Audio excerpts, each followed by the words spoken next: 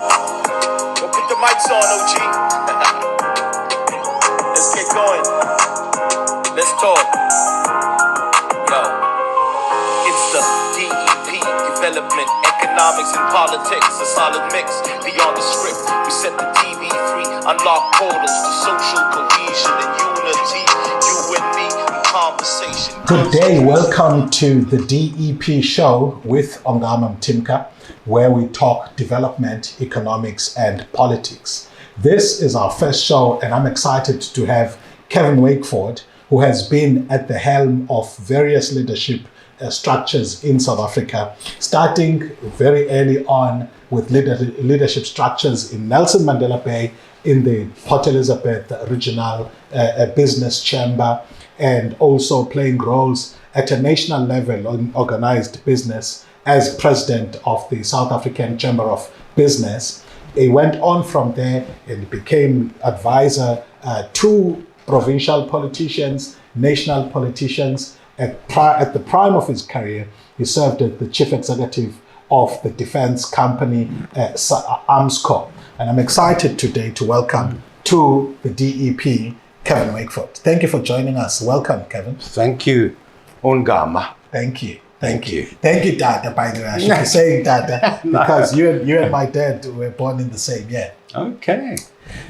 You've had quite a life. You've really had an exciting career.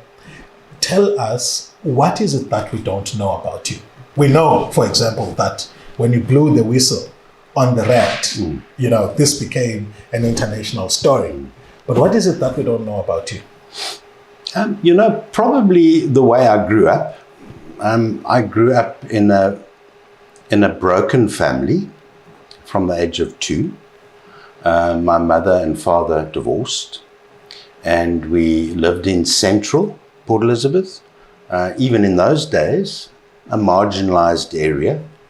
I was fortunate enough to go to Grey as a boarder from Sabay in Port Elizabeth up until Standard 5 or grade 7 as you'd call it today, and then went on to boarding school at Graham College and Muir College. But the interesting part of that was, although I came from a poor family, rich culturally and rich in terms of humanity, and my best friend happened to be a young Coega guy, 2 years my senior, by the name of Theo Qabaka, who became a very successful businessman in the mining sector, the first black mine superintendent in the Anglo-American group, in fact.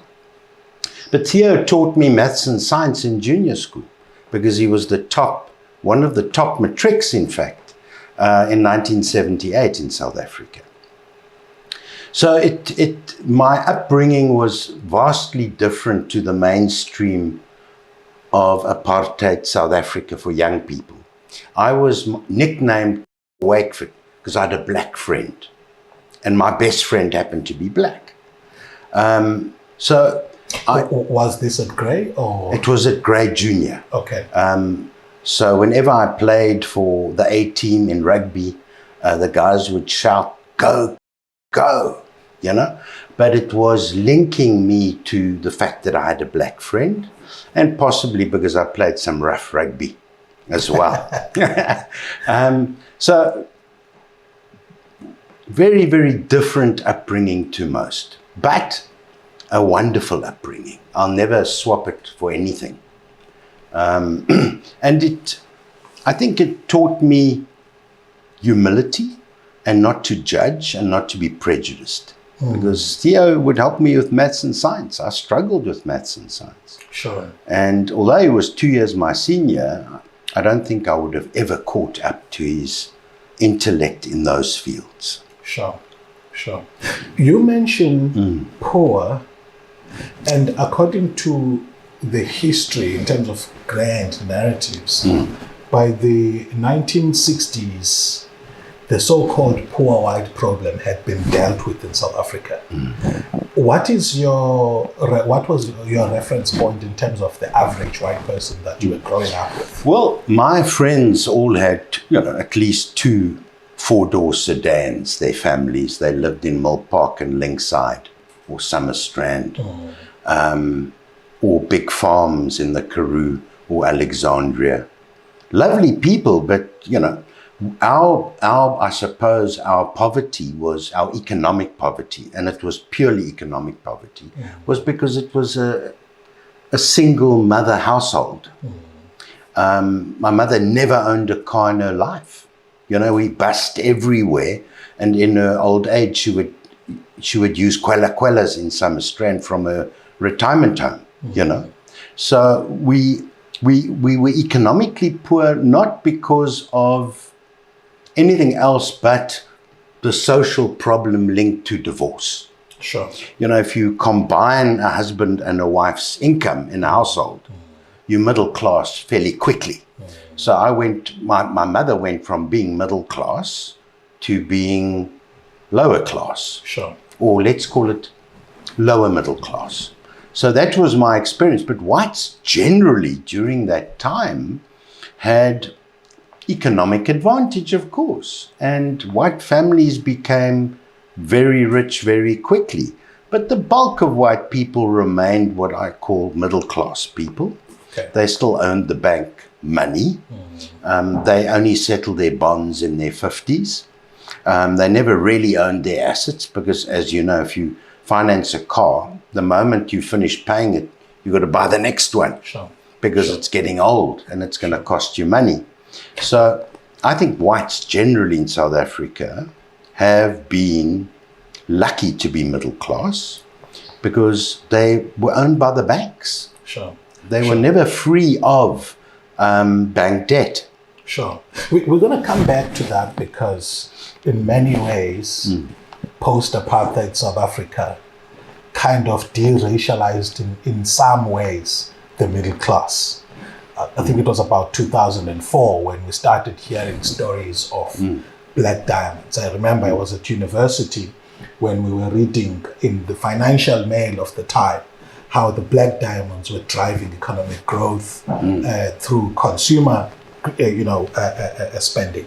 Reconcile for me this Kevin Wakeford that grows up in what you describe as a broken family to the Kevin we met in the late 1990s, who is sitting in the commanding heights of initially the PE organized business scene and then nationally SACCO. Well, it certainly wasn't as a result of being part of the blue blood mainstream. I think when you grow up, whether you're black or white, and your life is filled with different little struggles along the way, I think it builds character, and you don't give up very easily. You have tenacity. You galvanize yourself in situations because of the struggle you've been through. So for me, it was, I think, I had some lucky breaks, maybe some silent blessings, but at the end of the day, it's all about fighting for what you want and what you believe you're called to do in life. And I'm a believer in Christ, and I believe that ultimately everyone is pre-purposed and pre-designed for certain roles in life. And I think if you follow the pattern of my career, there's always similarity in what I did, but I just ended up performing different roles at different times. But most of them required a very similar skill set. A lot of my grounding academically took place at the old University of Port Elizabeth, or NMU today. So my first commercial job before I studied was as a surgical rep.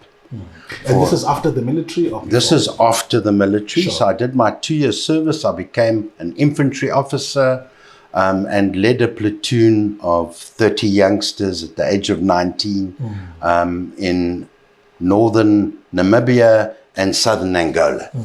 But that was 2 years of my life. And if one reflects, I suppose one could argue that it was a real waste of life and time for many young white people in South Africa.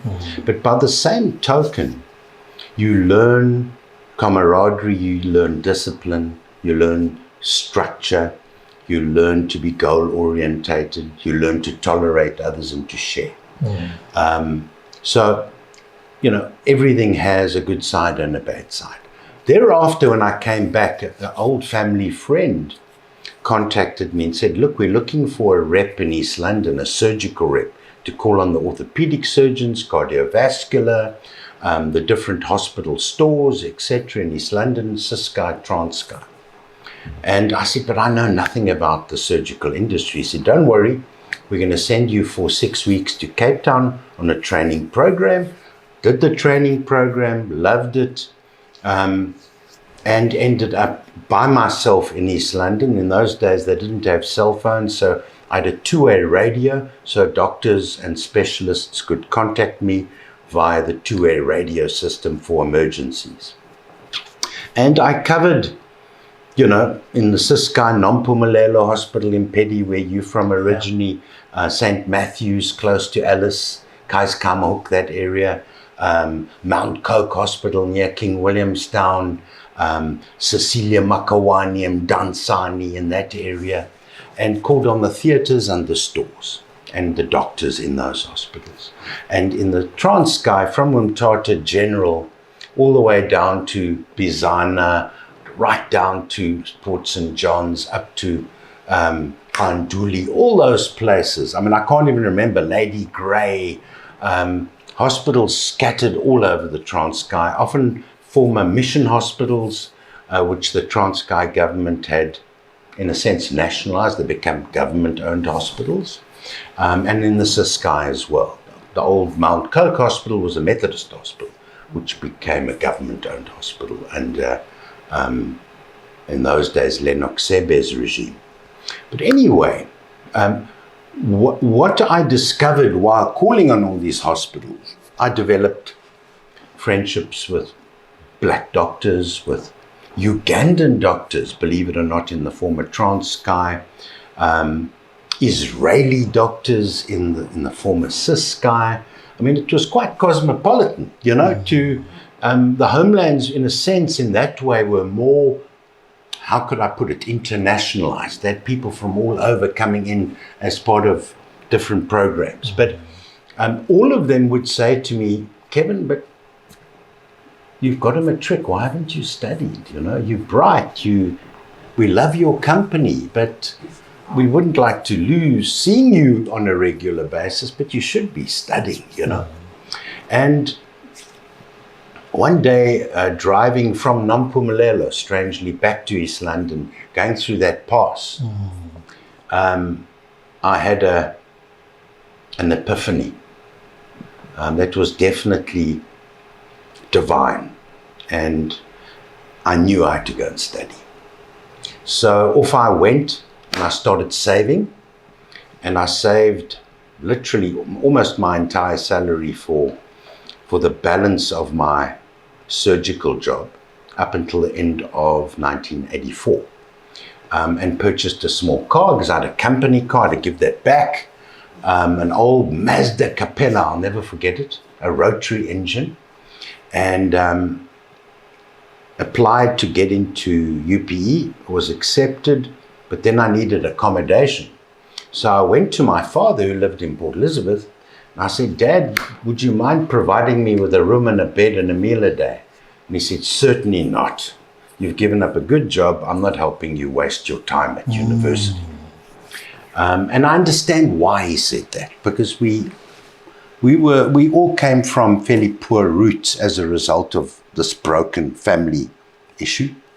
And I then phoned Gray, my old hostel, in King George's Road, Mill Park. Pat Clark was the hostel superintendent. Patrick Clark used to play lock for EP in the early 70s. And I said, Pat, it's Kevin Wakeford. I was there back in 75 when I was in Standard 5. Could I come and work for you as a hostel master? They called us stooges, student stooges, you know. And I ended up working as a hostel master, taking 2 afternoon sport a week and 2 evenings prepper a week, but I got free board and lodging, and it helps you study because you're in a very structured environment, you know. And meeting people like Gavin Bradshaw at UPE. He came back from the University of Hull at that time, and he played a large role in developing my consciousness around the political environment and what we ended up working very closely together in those days on different projects, including the development of the Institute for the Resolution of Conflict, which did enormous work both during that time and after I left to go and work in the markets. Gavin continued with brilliant work, and he was part of that consciousness. I always say he was my academic mentor. Valence Watson was my political mentor, also in 86, 87, during that period when he was released from prison. And a person like Brian Jennings, who was also a bit of an activist, a Methodist minister, but he was a spiritual mentor at that time, you know. So people play profound roles in your life in getting you going. A guy like Bill Taylor at Firestone, before I went to the consultative business movement, he was the one who said, Kevin, come and work for us. You know, he opened the door. He was managing director at the time. And then seconded me to the consultative business movement. So there are always people who I call are bridge builders in your life. Yeah. They drop a bridge for you. Remember the old drop bridges during the Second World War? They drop a bridge so you can cross a critical path at a particular time in your life. Yeah. Wow. By the way, Gavin Bradshaw, if you search up that name, he is the supervisor linked to my PhD. So I was really grateful to have worked with him. And also he mentored me in my PhD. You paid for your first year at university? Yes, and my first vehicle, and I got free board and lodging.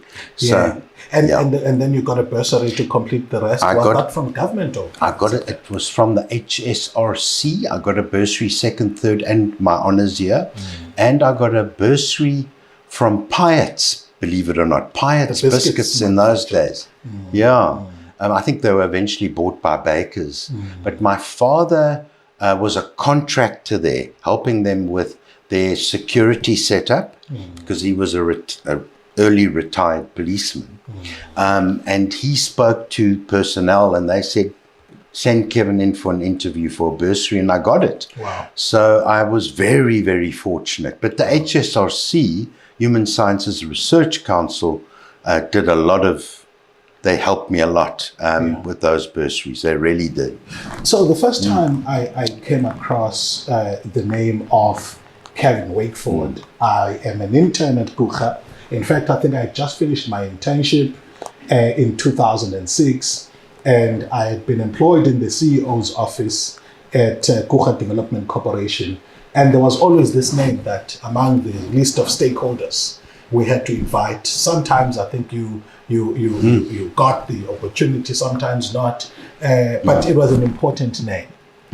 I believe your story with Coega goes a lot before that, the mid 2000s. Yes. You want to tell us about? Yeah, that was 1996. I can't tell you exactly what sparked it, but it was a meeting of people like Neba Faku, who was the mayor, Kamela or Smatson Gonyama, who was the MEC of Economic Affairs at the time, and some big investors, what we call anchor investors.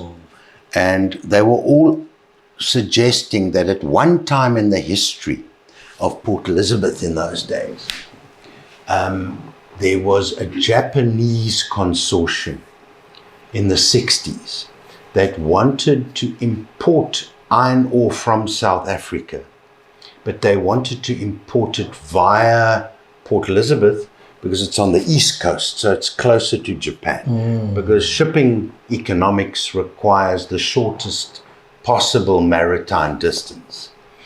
And they were happy to build a terminal at their cost at Coega, because they selected that as the perfect site. While the port of Port Elizabeth was already there.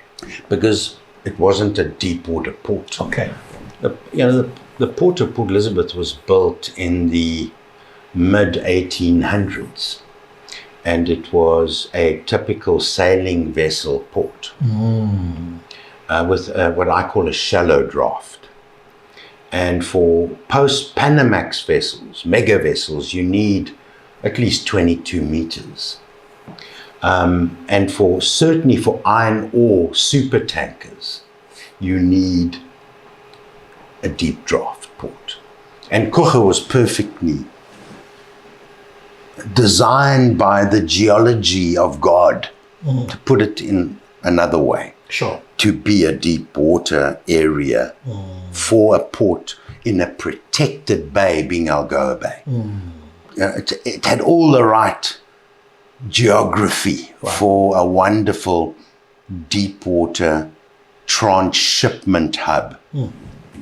Anyway, that was stifled and ambushed by the then National Party government, because there were quite a few cabinet ministers during the 60s who owned land around Saldanha Bay.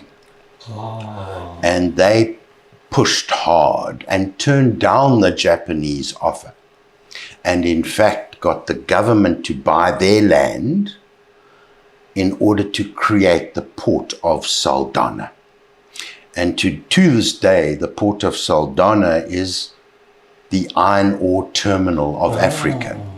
So you've got the Saldanha Sishen line as an example. Yes. It should have been the railway line. It should have been the Sishen Port Elizabeth line. Wow. But it didn't go that way because of the port in Saldanha.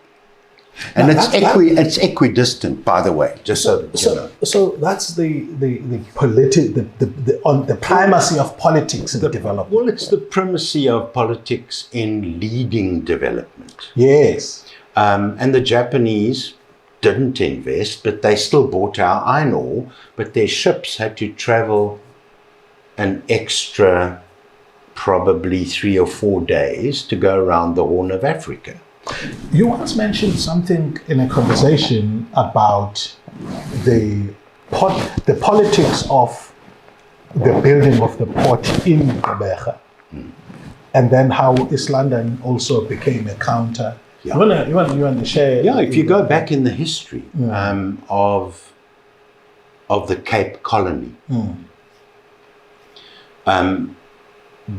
logistics became the primary driver of the economy of the Cape Colony. Sure. So up to a certain point in time, Cape Town controlled, it was the lungs of the South African economy, even the lungs of the old Bechuana land, today Botswana.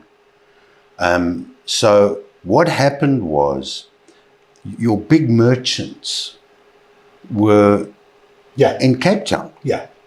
And when Port Elizabeth started taking off, because a rail link was built from Port Elizabeth, from the port of Port Elizabeth to Bechuana land. Yeah.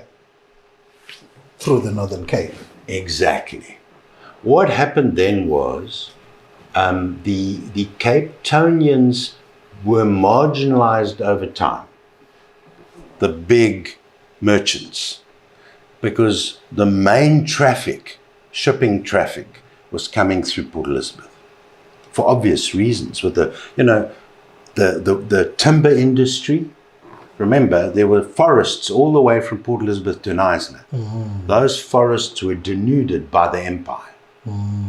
Okay, some of the best wood that was exported to Europe came from the Eastern Cape. But secondly, the ostrich feather industry was, that was like another gold boom.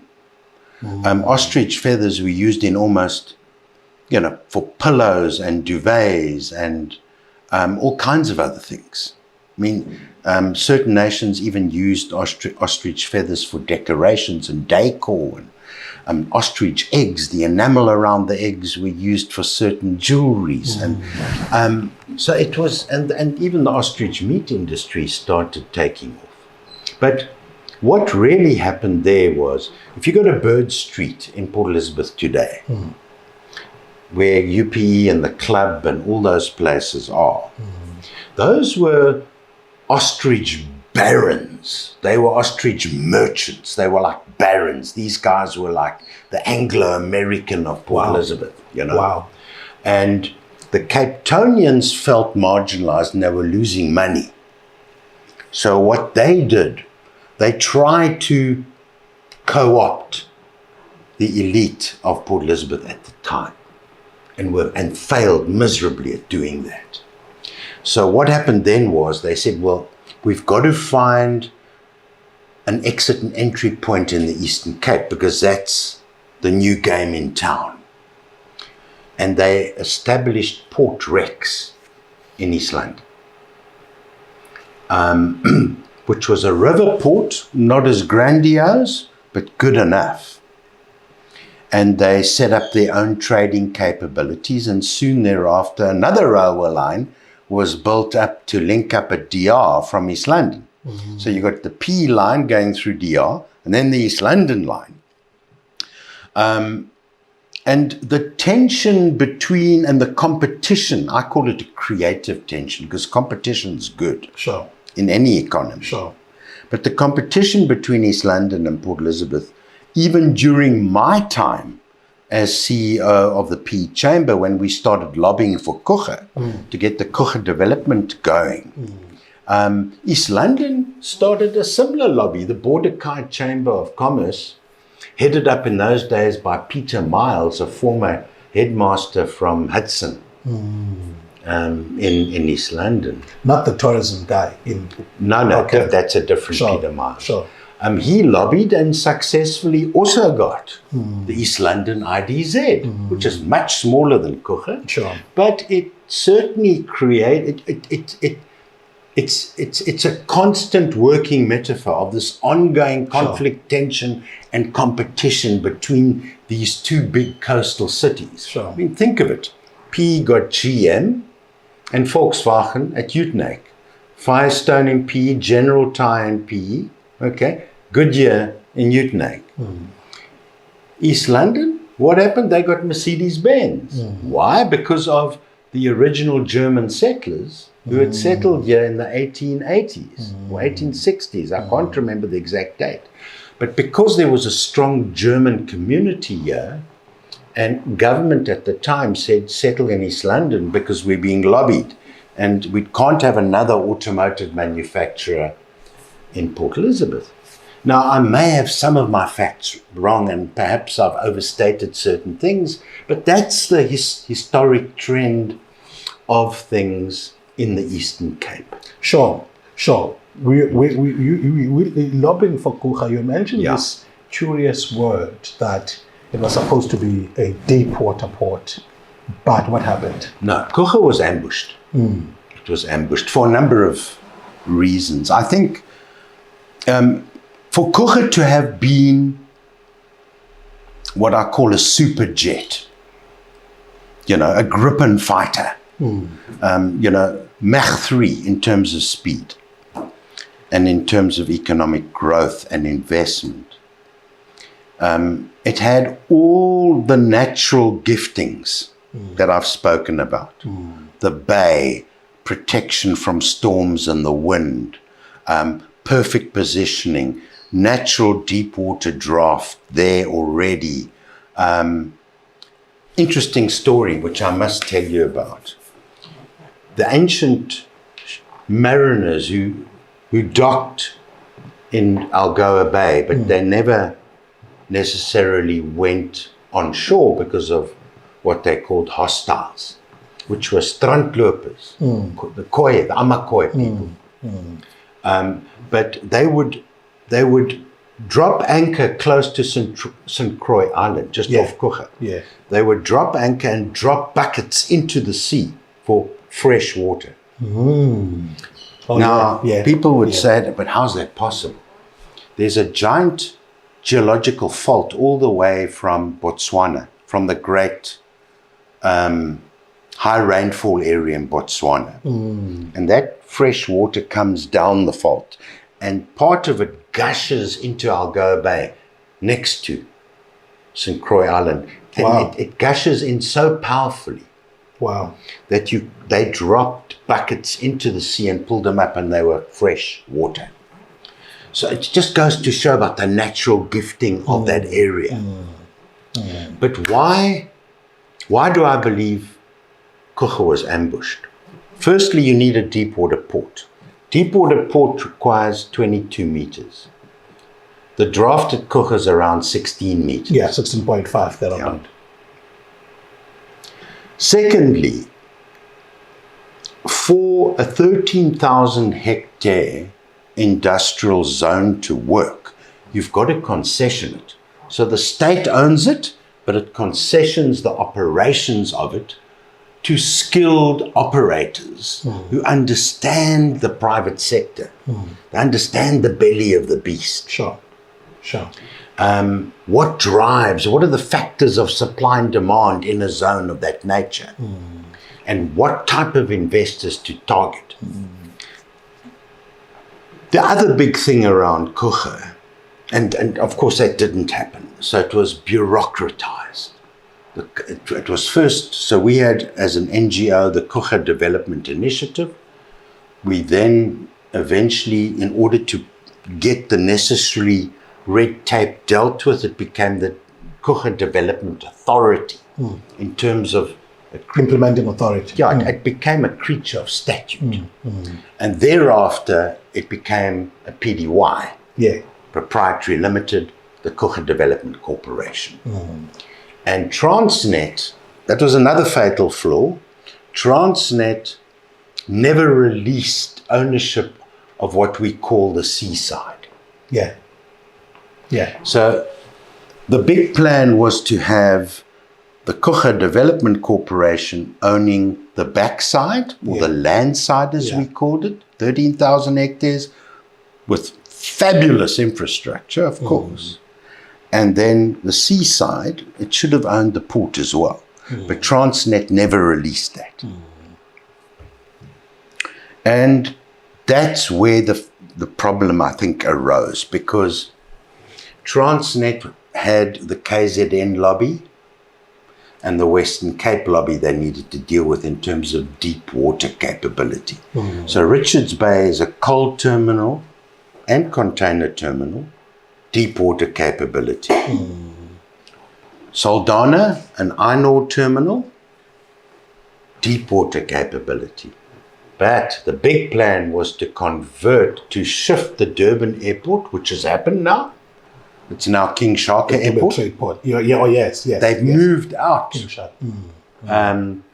to the let's call it the northeast of where the old airport was.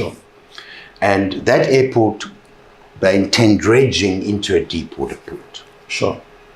And linking it up to the current medium draft port at Durban and making it a deep water port.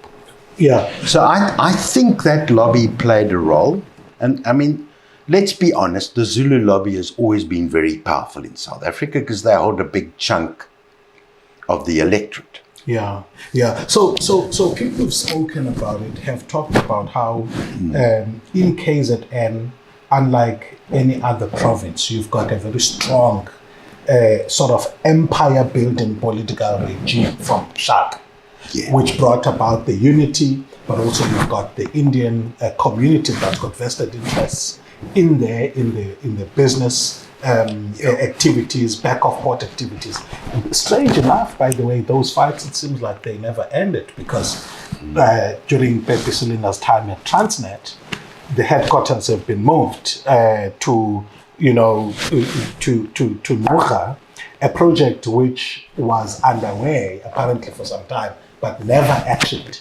and the backlash that has come as a result of that is huge. Anyway, we will approach the stakeholders concerned here, whether it be Coega or Transnet. They did, by the way, the Coega Development Corporation end up becoming among the top 5 investment promotion agencies in the world. They built fantastic infrastructure.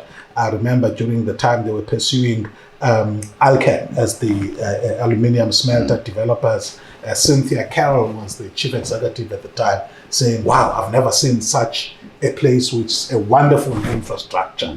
Anyway, yes, let's finish it. I think it's very important. Yes. Even if it's the only thing we discuss. Yeah, and also I want to hear your story of you praying. Yes. You know.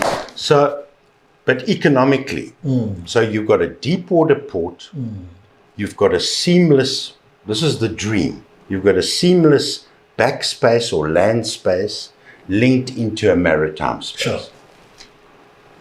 And managed by a single entity. Yeah. You can't have an inefficient port and an efficient land side, and vice versa. Sure.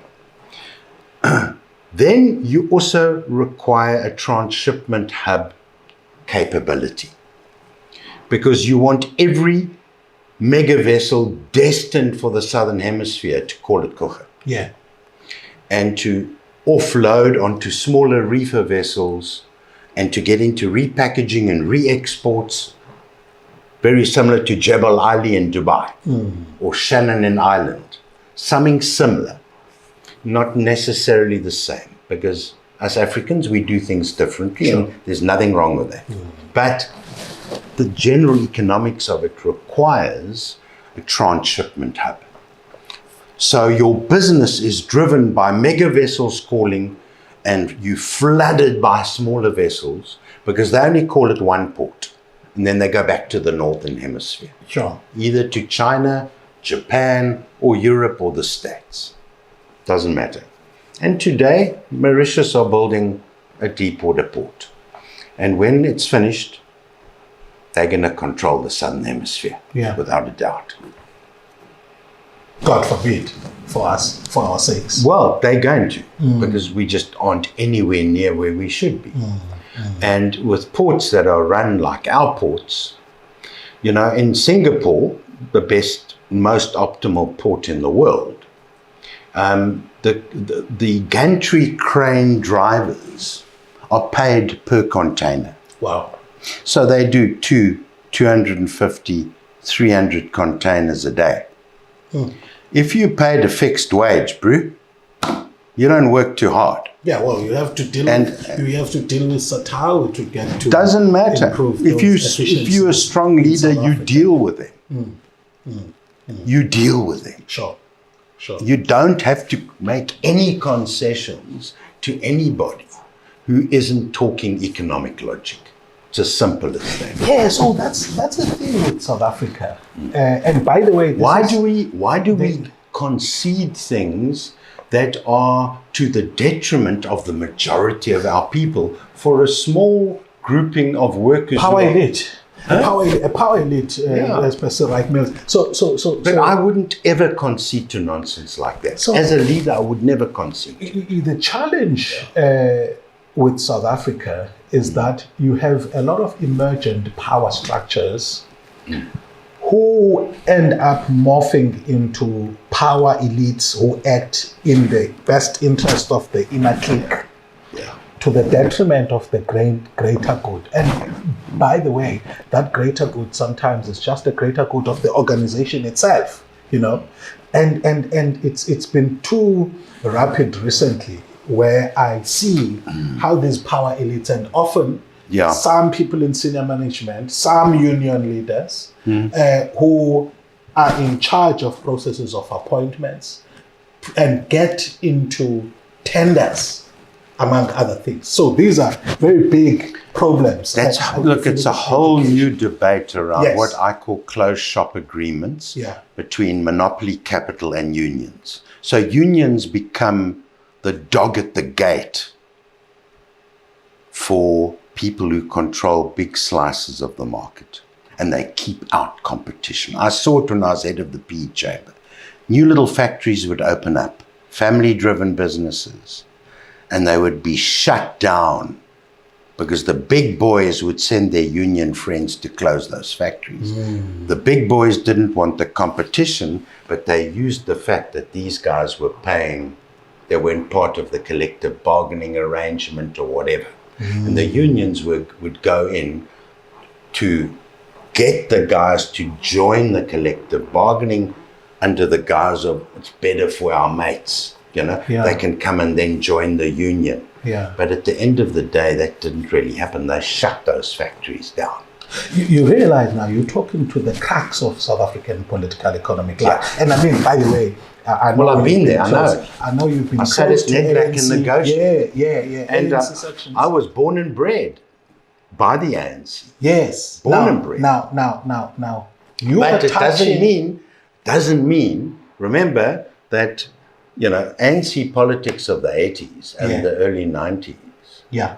After that, a lot of us went into the professions. I became a CEO in organized business. Sure. At the level of the P chamber, the level of the national chamber. Yes. And I had to go and sit and negotiate with Natu, Kasatu, UASA, Fedusa, etc. at NEDLAC. And I mean, even then, I was speaking out against certain ANC policies. Sure. I was totally anti-inflation targeting. Totally. Purely because inflation targeting doesn't deal with the problem. It doesn't deal with it. Because most of our inflation is imported inflation.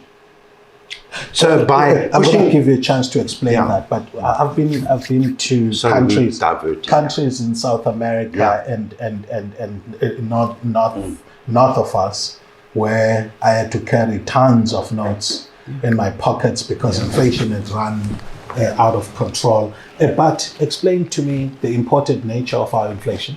Okay, so inflation is imported purely because our technology comes in. Sure.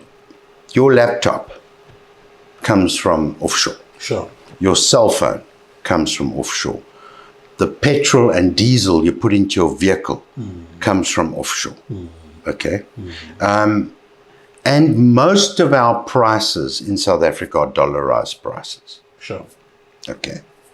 So what is the purpose of a reserve bank? And if you read the mandate, the reserve bank is there to protect the currency. But actually what it does is it thinks it's protecting the currency by fighting inflation.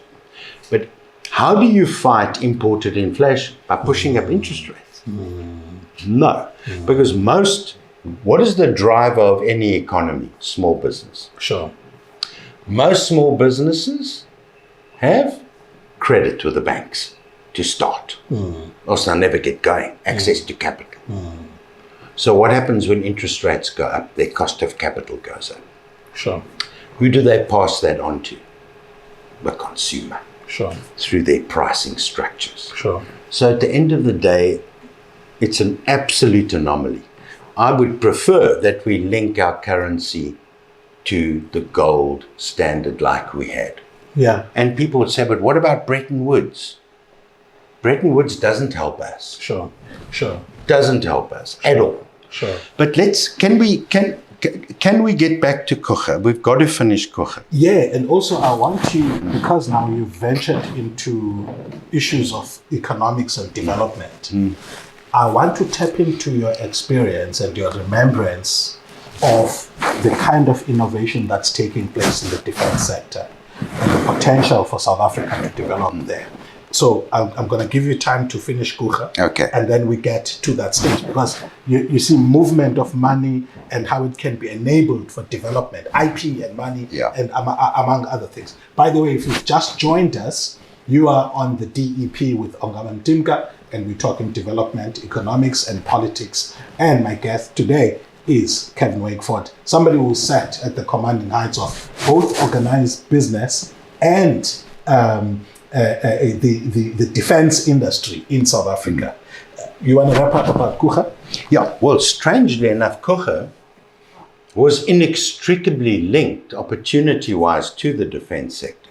Yeah. The offsets and Yeah. So in the early days of Coega, there was a meeting between the investor group, the Wannenberg family from Sweden, who supplied the Gripens and all Saab-related products. They owned Electrolux as well, if I remember correctly.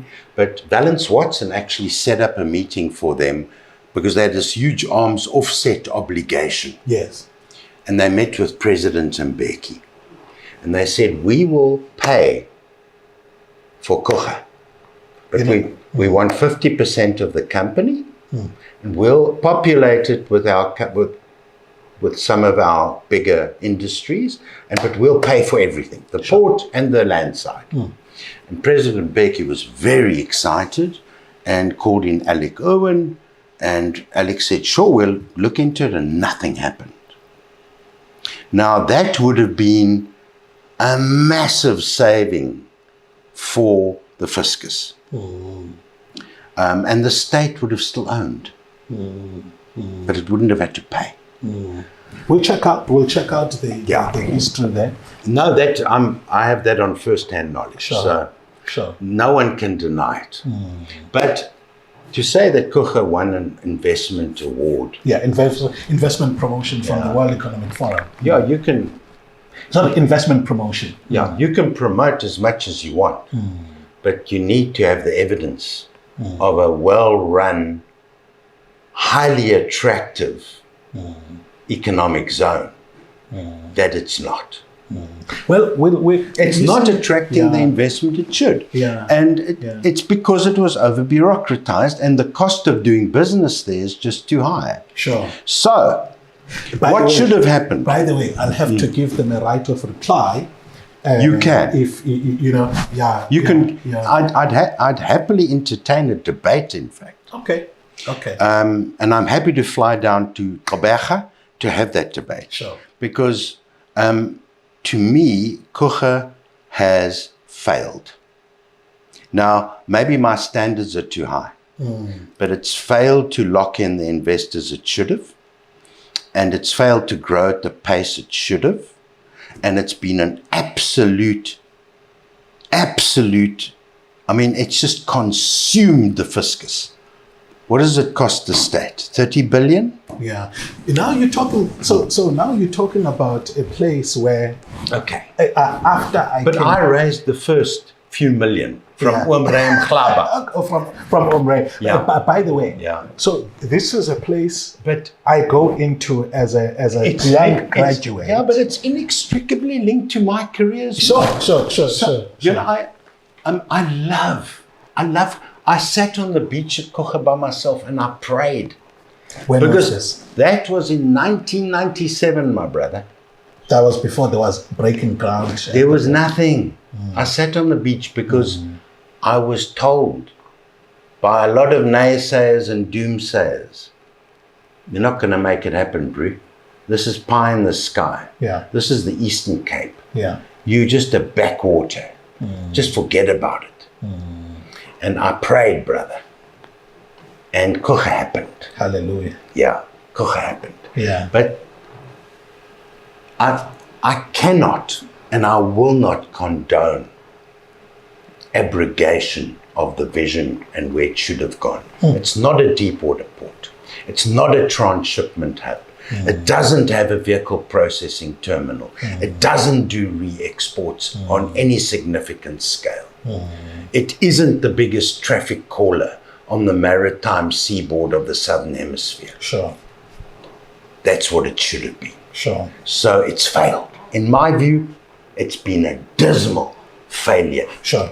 But you see, people, particularly us in government and the Eastern Cape, accept second-class status.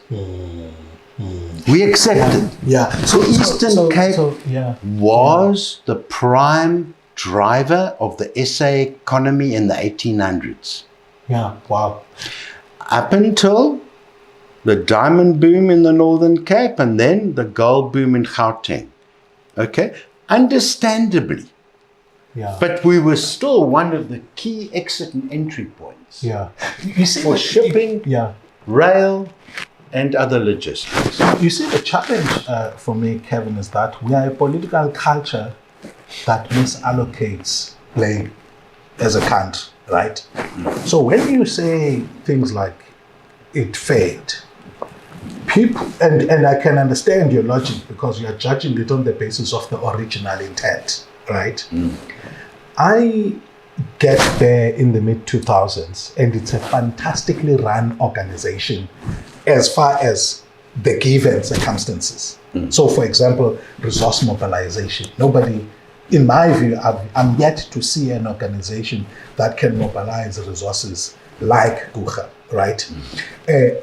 Professionalism and the excellence in which things were done. Okay, so this is my. Well, maybe now here's a challenge. I hear what you're saying. Just to finish this part.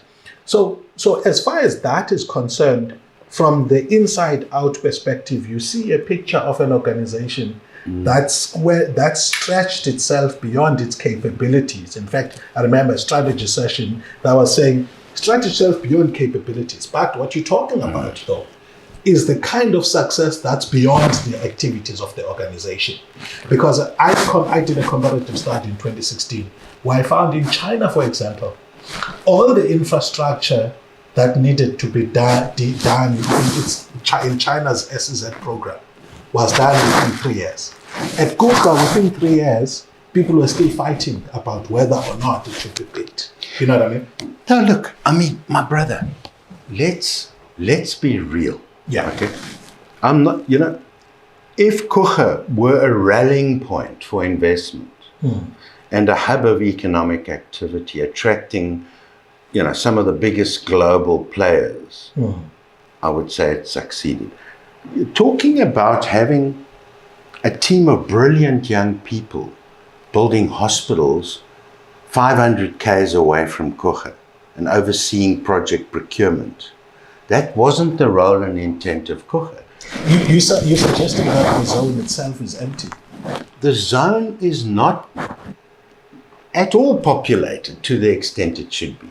Have you've been to PE? My brother, I fly over by Coega. road. You have to go by road to see what's happening at Coega. I'll happily go with you, but I can tell you now, it's not where it should be. Okay? Yeah, sure. There's plenty of space in that zone Great. for development and for investment.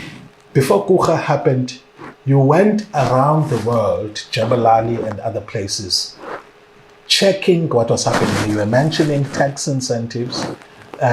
You were mentioning corporate tax. You were mentioning VAT, and I was pushing back, saying to you, what kind of Coega or SEZ program in general in South Africa that we had is not a function of the original design, but a function of what politics permitted. Yeah, well, it's a function of what I would say is alliance politics or stakeholder politics. Yeah. And some of us didn't allow ourselves to be bound or moribund by the sense of keeping everyone within the alliance happy. I was probably one of the first to break away from that mentality. Thanks to your dad for that, by the way. Yeah, my dad refused as a station commander in the police to sign an influx control report in 1975, and he was pushed out. The old National Party, of course, wanted influx control to say, it's working. The Xhosa people are going back to the Transkei and Ciskei. There's an outward migration.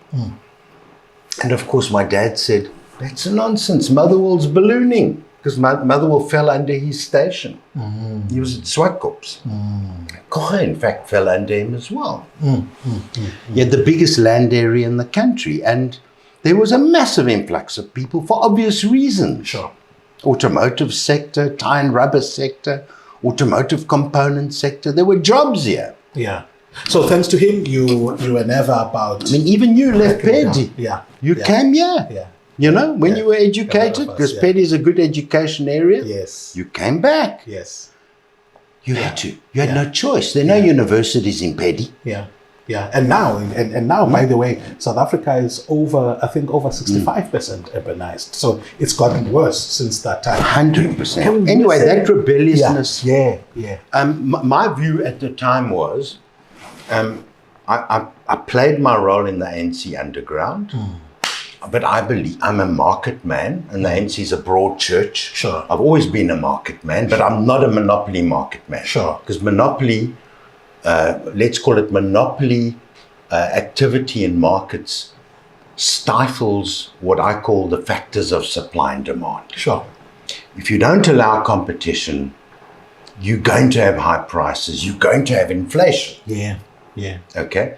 Both administrative inflation from the state, like Eskom, and you're going to have normal market inflation because of monopolies not allowing competition in. And using the unions, by the way, to also stifle the development of competition because of closed shop agreements and collective bargaining arrangements. It's very difficult for small businesses to start little factories and to get them going. And you can't force those youngsters and those small family businesses into a collective bargaining arrangement. By the same token, if you want to compete with Singapore and with Jebel Ali and with Shannon in Ireland and with Eilat in Israel, if you're going to compete with any of those free zones in the true sense of the word, even the free zones in China, you cannot have burdensome tax. You cannot have burdensome payroll tax even, because it's a free zone by its character, by the way it's deregulated to crowd investment in. And you're not going to get it in if they have a choice. A big investor looks at Jebel Ali. They say pitch. They go to Coega, they say pitch. You want our investment, pitch. And Coega may do the most brilliant presentation and get all the awards in the world. But go to Jebel Ali and have a look at industry in a terrible part of the world. It's hot, it's dry. I mean, they've got imported labor from India and Bangladesh living in labor camps. It's not the ideal place. But people invest there. Even DSTV's invested there, Brie. Sure. Woolies and all those guys operate in Dubai. Why? They operate there because they're making money. Now, making money is not evil. During the days of Christ, when he walked this earth, he said, give unto Caesar what's due unto Caesar. There will always be money. But the point is, you've got to understand the heart of the beast, and you've got to ride the beast. How can South Africa create an environment in which people are making lots of money in an inclusive way? Well, you got to demonopolize, number one. And I'm not talking about white monopoly capital, because that's a fad, okay? I'm talking about monopolies. Well, the majority. You need competition. Sure. But you also need access to markets, access to capital, access to business education and training. And you need more apprenticeships, more mentor programs, more coaching programs. You don't have it. Business coaching is absolutely critical. I had a coach when I was head of arms corps, someone who I could account to around my personal development, personal decision-making. Chap by the name of Robert Botha. Unbelievable coach. Made a huge difference in my life as CEO of a massive defense procurement and research agency. Sure. No one has all knowledge all the time. No one has a monopoly on knowledge. And sometimes we amputate our own minds by not opening up to new knowledge. Let's tap into this monopoly structure. And I think because I don't like grand narratives. I like, talking in granular detail. So I've witnessed, and I've been in the business development space for probably 10 years, writing business plans, feasibility studies, helping people with concept development. What I saw, a friend of mine, Percy Kumbi, in fact, was recruiting people with creatives in fashion design, in manufacturing, clothing manufacturing, and then shoe manufacturing. In PE one time, we interviewed about 40 people, and the stuff that they brought was amazing. And I've had this thing that in South Africa, we don't have a lack of talent per se, but the processes of, you've got an idea, now you must manufacture it at scale and take it to market. It seems to me, because I've also experienced it with writing a book, it was a spiritual book, but where as soon as you've created a product and you want to take it to the market, then you must deal with a big 5 distribution channel, big 5 retail channel, big 5 everything. But you're explaining other sectors where these concentrations are taking place. And I like how you were saying it off camera about the allocation of capital and how it works. Okay, so let's talk about the management of capital flows in South Africa. From earning capital to savings capital to what I call investment capital. Where does it go to? Sure. And who manages it? Sure. So people often argue that the South African economy is white dominated. But if you look at the bulk of savings through the Government Employees Pension Fund, the PIC, if you look at the Eskom Pension Fund, Provident Fund, whatever it is, Transnet, those are big savings pools, okay? And the bulk of their contributors or subscribers, for want of a better word, are black people, because they're in the majority. I've been wanting to check whether numerically they've now grown in that working base to become the majority. They are. Okay. You can check it for me. I haven't checked it. Sure. But I can tell you now that the retirement savings pool in South Africa is technically black owned. Sure. Okay? But it's not black managed. Sure. So what happens in South Africa? You have your pension funds, they invest in asset managers to manage. So you have a pension fund allocator, asset allocator, and they are governed by Regulation 28, which stipulates that you can't put too much in different sectors. Sure. You've got to evenly spread your risk. It's got to be mitigated, etc. But the money goes to different fund managers, as you call them, asset managers. Who are those asset managers? Most of them are whiteys, bro. Now, who is at fault? Who is at fault? I'm not sure who is, but there aren't sufficient black African people managing black pension fund money as asset managers. And if they do, they're on the fringes. Sure. They're not really out there. So what happens when you have Afro-pessimists managing capital? What do? They chase the big 40. Firstly, they take as much as they can offshore because they don't believe in the future. Okay? Within Reg 28, you can take a certain amount offshore. You can take more into Africa, strangely enough, which they don't do. Which I believe, places like Madagascar, Mauritius, Kenya, Malawi, Zambia, Tanzania, those, for me, are investment destinations. They are incredible places for investment. Sure. As are we, by the way, South Africa. Yeah. But because Afro-pessimism rules through people who, if they get a chance, they leave. They go to Australia, New Zealand, the UK. A lot of people are now going to Holland, believe it or not. They're attracting a lot of our IT skills. Sure. And Canada as another example. But I'm an Afro-optimist. Yeah. I believe that if your fund managers hold certain investment opportunities accountable, but take a bit of risk, and voting companies that are Afro-optimists and Afrocentric, I think we'll start building a huge economy here. Yeah. But Wow, we've got to open up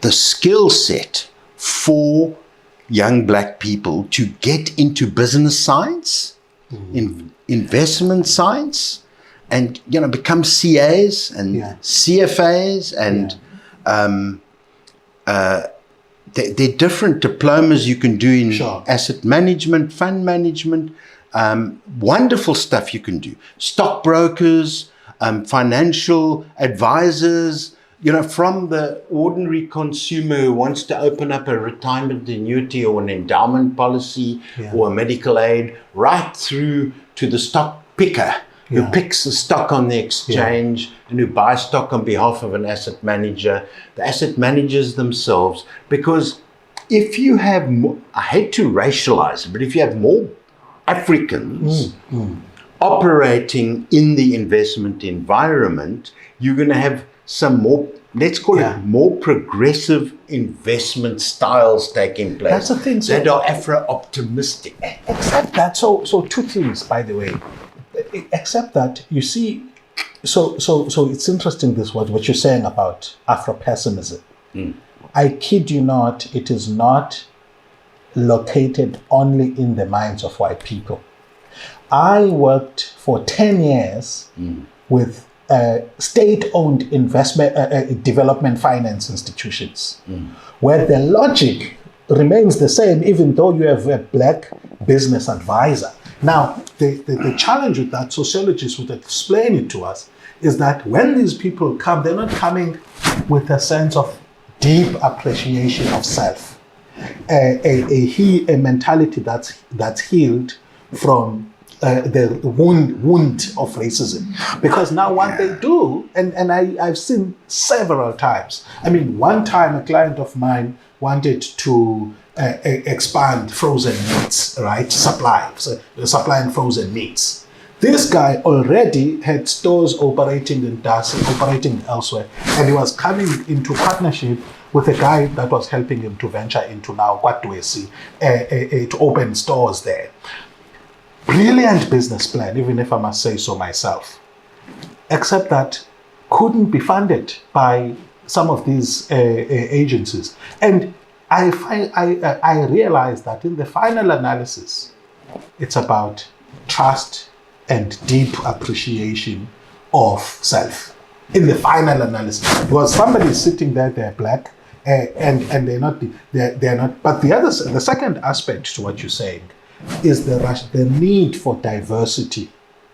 The need for diversity, and once you've from a people point of view, right? Not one-dimensional teams, but diversity. But once you have diverse teams, they need to have more transformed logics. I don't know what you make of that. Yeah, look, I'm very disappointed in the lack of impact by DFIs, as I call them, Development Finance Institutions. I'm deeply disappointed because they haven't really made an impact. They're still sitting in, as equity holders in large South African operations. Yeah. Like including, the PRC's big investor in like Sasol. Sasol doesn't need any help, It doesn't, the equity there shouldn't be PRC equity. It should be equity from the mainstream investors. Sure. The mainstream private asset managers, quite frankly. Sure. But then, of course, the PRC is a bulky player in the markets. It's by far the biggest asset manager. But it has, once again, it's insulated from market forces. It should be opened up to everyone. They shouldn't have a monopoly of control of state employees' pension funds. Yeah. I wouldn't want us to close this discussion without going to one of the things that you're passionate about, how innovative we are in the defense sector in South Africa, and how we could unlock that potential for the greater economy. Look, I had 4 years at arms school. And one thing I didn't realize until I got there was that it's got quite a big research and development arm. And arms school employs 1,500 people, certainly when I was there. Wow. It's 5-6 years ago. It procures and it does R&D. Those are its two main legs. Sure. Lots of engineers, lots of technicians, and lots of professionals. I mean, it doesn't matter how powerful you are there, you got to respect your staff because they're smart people. Sure. Some of the best young Africans I've ever seen come through the system. Sure. Systems engineers, electrical, chemical, mechanical, the whole toot. Homegrown too? All homegrown. Okay. Yeah. Some have been educated elsewhere. We had bursary programs all over the world. Wow. And we accessed, let's call it, friendly states to assist with that as well. Sure. But the defense sector, by its very nature, and remember South Africa had the Bush War. So 28% of GDP in the 80s was defense. Okay. So That's huge. from the R4 weapon, assault rifle, right through to 81mm mortars and 60mm mortars, right through to the G6 and the G5. We even had nuclear technology. So South Africa had this incredible resilience in the defense sector to produce whatever the rest of the world produced because of sanctions. And of course, the allies in those days, from what I can detect, speaking to the older people there, were Israel and France. So we had people at arms school that could speak Hebrew fluently and French fluently and would spend time in France and Israel. And they would be the grandest of sanctions busters. Yeah. And if Unferren helps us with that. But the bottom line, it was more about getting the technology in to produce whatever we needed rather than import it. Sure. So to have, let's call it self-sufficiency. Yeah. And a lot of good research was done. And a lot of IP was developed. Two that spring to mind, which really excited me when I was there, was the one is a sonar technology to pick up hairline cracks in a submarine as a preventative maintenance measure to avoid a crisis at 1,000 feet underwater or whatever the case may be. And that technology is now not only used on submarines, but it's used on rail lines as far off as India. Wow. To check up if there's a hairline crack in a rail line to avoid a rail disaster. So you have preventative maintenance. And of course, one thing the military is very good at worldwide, not just here, is what you call MRO. Maintenance, repairs, and overhauls. Okay. Every bit of equipment you purchase has an MRO contract linked to the capital asset, so that you can prevent that piece of equipment from being denuded or becoming redundant, and so that it's always battle ready. For whatever the case may be. Are we getting our returns, by the way, from this technology? Yeah, well, it's the Indian government and the Indian Rail Corporation are now using it. Okay. And our all-link line from Sishen to Saldanha, ironically enough, is using it, as well as the Richards Bay Witbank line for coal. Those are expensive assets, and you've got to keep those lines going in order to keep the economy going, although the economy stops at the ports because our ports are hugely inefficient. Just like with Coega, you need efficient ports and you need free ports. Sure. You want to attract the lifeblood of the economy through your ports. Sure. Airports, harbours, and road ports, like Bike Bridge as an example. Yeah. But you want the lungs of your economy to derive sufficient oxygen to keep it going. But to get South Africa right, to get back to your point, we've got to find a way of demonopolizing. More competition. Yeah. The state must become the owner of assets and not the operator of assets. Oh, okay. It's got to be. Okay. The state must take its hands off what I call people's assets. Shouldn't we determine that on the basis of where upfront there are proven potential efficiencies? So for example, when the state is doing something and it's right, you leave it there, and so it doesn't become a dogmatic commitment, but done on an issue sector by sector basis, so that where you are likely going to have efficiencies, you have those efficiencies. My anxiety is letting go. Take the Sasol story, where you privatize something, it makes a killing, except that you no longer have control of it. No, I understand your fear. Sure. And by the way, it's not dogmatic, so I'm saying there's a nuance in I understand this. your fear, but by the same token, Sasol could have been privatized with certain suspensive conditions. Sure. And the state could have been given a gold share. Love it.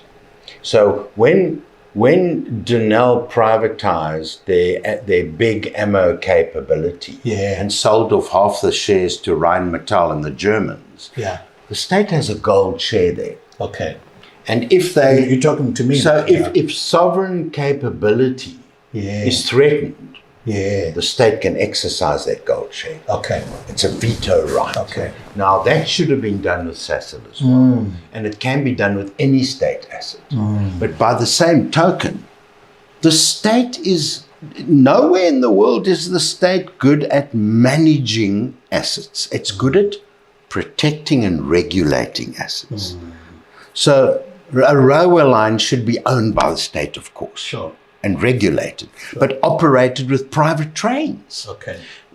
A port should be owned by the state and regulated by the Port Authority.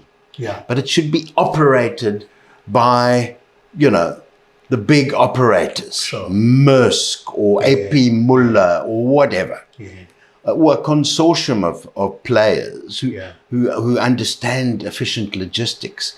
Because ports are about turnaround times. You don't like sitting in an aircraft at the airport because no one can find a ladder for you to get off. You don't like it. It really makes you angry, am I right? It makes me angry as well. So you want efficient airports, you want efficient harbours, and you want them operated by concessionaires, just like our toll roads are. The toll road between Durban and Port Edward is remarkable. It's operated by the private sector, but it's state-owned. The N3 running to Derbs, And if you got your little chip in the window, you don't even have to stop to pay. I haven't been to a toll road that's bad. Really? Well, have you been in South Africa? No. Okay. I love the toll. Are you saying all of them? I pushed years ago. As Henry P. Chamber, I was arguing for a toll road between East London and Port Elizabeth. Sure. Why? Because it would be far more efficient. Far more efficient. Our road system is very costly. It's another debate. I believe in cement roads. I don't believe in tar roads. Oh, wow. Why? Because you don't have to maintain them as often. They last longer. I mean, Cape Road in PE is cement. It was built during the Second World War. But it also creates jobs. And we have an abundance of cement in South Africa and an abundance of limestone. We must demonopolize. That's another debate. We must demonopolize. We must get the state out of some of the assets as far as operating. The principle is efficiency. We need efficient assets. Sure. We need efficient exit and entry points for the economy because we're reliant on world trade. And we need to open up opportunities in education I call it pathwaying people. We need to pathway people from schooling into business. Sure. And we need to arrange access to markets. And we need to open those markets up mainly through massive investment created by free trade zones. What are you up to these days, and are you prepared to implement some of these things that you're talking about, or are you implementing any of them? I'm somewhat? semi-retired now. Okay. I'll never retire, Sure. but I'm semi-retired. Okay. So I'm not killing myself. Sure. But I want to make a contribution to this country. I always have had a deep, deep love for South Africa. I know that. And for my people, and particularly the people of the Eastern Cape. I love them deeply, black and white. And I'm non-racial to the core, so it doesn't matter what color you are, what language you speak. Doesn't bother me in the least. But we've got to free up things, but we need, if the state's going to intervene, it needs to intervene in the area of market access, demonopolizing, access to capital, and what I call business mode education. Train up people to become asset managers. Train up people to manage pension funds. Yeah. To, the Afrikaner from the 30s. Yeah. If you look at, I know it's often used by academics, but I think it's an instructive lesson because the Afrikaner didn't introduce empowerment legislation, and if they did, it was under the covers. In other words, they would give contracts to their buddies, and they made sure they were Afrikaners. Of course, I understand that. And particularly when they took power in 48. Yeah, and obviously the color bar legislation in terms of who could progress. So they kept people out. Yeah. But they didn't have what we redistribution.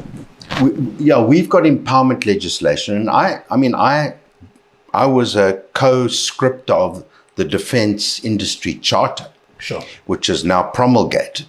Okay, because it's the only thing that was available to us. But it would be much better if we didn't have to go that route. Much better. So what did the Afrikaner do?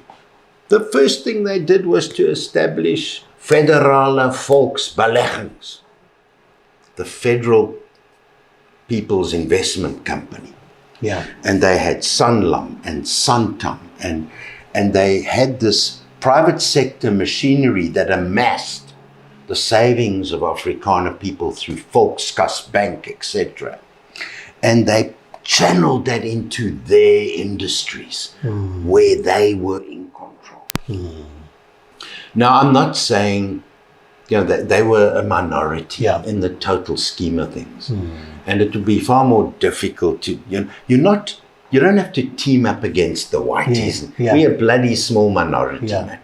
What you've got to do, though, is we need to decolonize our minds and demythologize this issue of race. Get it out because it's destroying our people.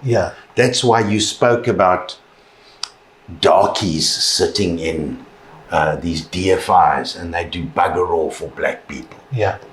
They operate with the logic. It's this Eurocentric logic of, this is what I was taught at St. John's College and Wits University, and therefore I'm going to support this model. You see it in the press as well. The black media guys often are captured. Their minds are captured.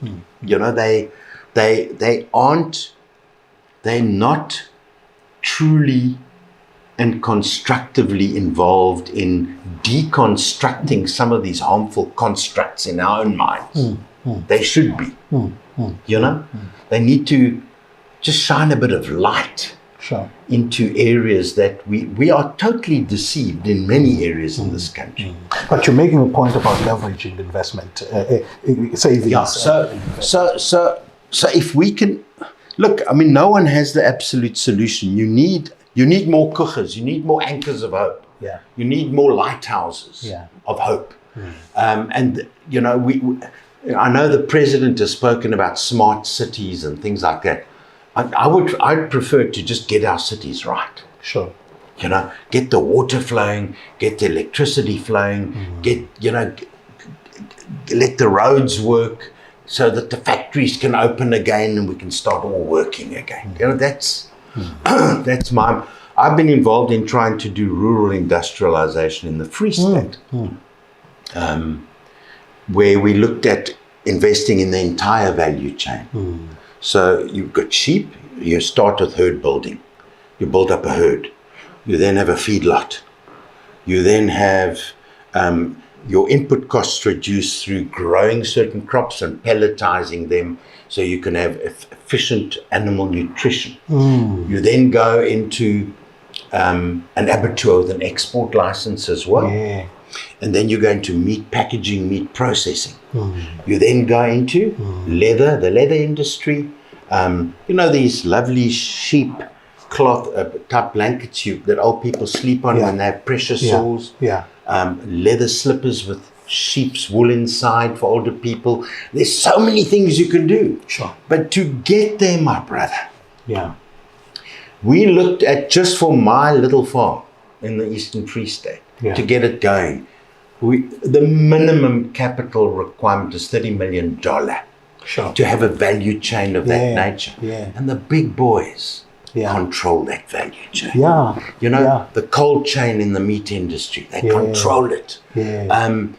They are price makers, not price takers. The farmers, are price takers. Let me give you an example. 10 years ago, there were 65,000 farmers in South Africa. Of the 65,000, there were 85, that created 80%, that produced 80% of the country's food. Today, there are probably less than 50,000 farmers. And we all talk about land, but if we don't have the correct economic equation around land, because land doesn't create wealth, not in this country. I'm very sorry. Johann Rupert in the late 90s sold his wine farms to his workers. There were quite a few, not all of them, but quite a few. And when asked, why are you doing this? And he said, well, I just need to own the cultivars. I don't need to own the land. I'll happily pay my workers a rental. And that's what happened. Now, he realized then already that land wasn't part of the wealth equation. It was the cultivars, the wine, the grape cultivars that were key to his future wealth. And as long as he had security of tenure with a long-term lease in place, he would arrange the funding for his workers to purchase the land, so he gets paid for the land, and then he leases it back from his workers. Wow, this is amazing, and I like that you're beginning to talk to. In fact, throughout this interview, you've spoken to the granular detail of what must be done, and this is a big question in my book that I'm asking, about what needs to be done. But it's clear that you and I need a second episode. But we need one episode on each topic. So you need an episode. Because I still think the Coega model or the Coega opportunity can be replicated, and it in itself we can learn from the mistakes of Coega. What we're going to do, I'm going to challenge them to say, let's have a discussion that's focused on Coega, where we have people on both sides of the discussion. And I've had a nice conversation with the Boardwalk Hotel, where we're going to be shooting some of the episodes. We get there, we talk in ways that are attempting to say, let us co-construct. We in South Africa, we listen and we speak in bad faith. I've listened to you speaking in good faith about the exact ways in which you think. Politicians, what they tend to do, take one punchline from what Kevin said and do not even understand what the exact dimensions of failure, and decide that it's time to remove so and so and put somebody else. That's what happens.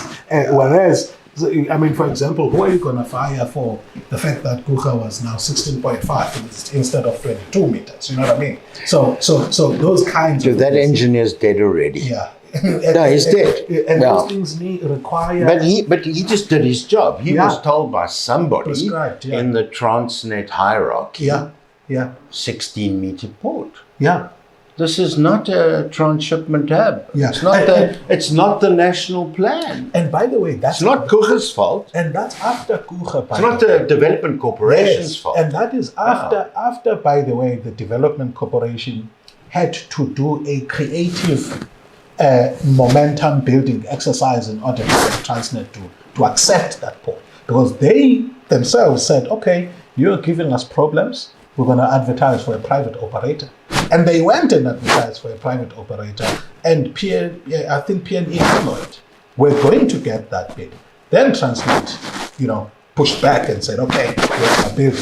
So it must have been in that process of attempting to neutralize the private builder of the port and saying, we'll give you the port, but we'll give you less than what you require. Anyway, it's been an amazing conversation. Thank you, my brother. Any last words from you? It's been fantastic. I'm glad a young man like you has taken on this mantle to reflect carefully about where we come from, but also where we're going as a country. Yeah. And I think it's good to start in the Eastern Cape and Qabaka in particular, but to take it nationally over time, because we cannot allow South Africa to fail. Love it. We cannot. And we cannot allow political delinquency either to throw us off beam and to lose the momentum as a country. So the politicians have a place, but we as citizens and community activists and development lobbyists need to do more and to pull together more. And we can make it happen.